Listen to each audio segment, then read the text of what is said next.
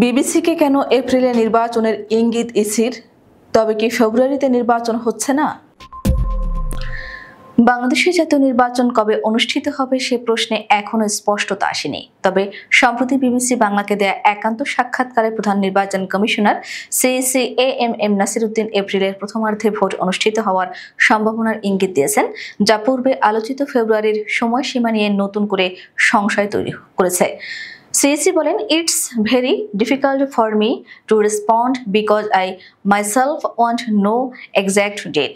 এপ্রিলে ফার্স্ট হাফে বলা হচ্ছে। তার বক্তব্যে বোঝা যায় নির্বাচন কমিশনের কাছে নির্দিষ্ট কোনো তারিখ এখনো পৌঁছায়নি। তবে তাদের ধারণা either early February before Ramadan or it may be in the first half of April.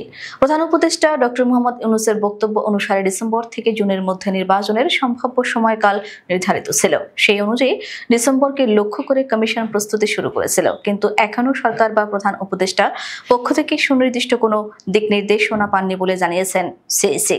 তিনি জানান, আমাদের প্রস্তুতি নিয়ে সরকারের কাছ থেকে কোনো গাইডেন্সও নাই, পরামর্শও নাই, আদেশও নাই। অ্যাবসলিউটলি ইন্ডিপেন্ডেন্টলি এই প্রস্তুতি নিচ্ছে।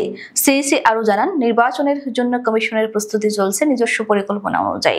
ভোটের কার্যক্রম শুরু হওয়ার অন্তত 2 মাস আগে তফসিল ঘোষণা করতে হয়। এ কারণে সময় হিসেবে করে আগেই প্রস্তুতি নিতে হচ্ছে।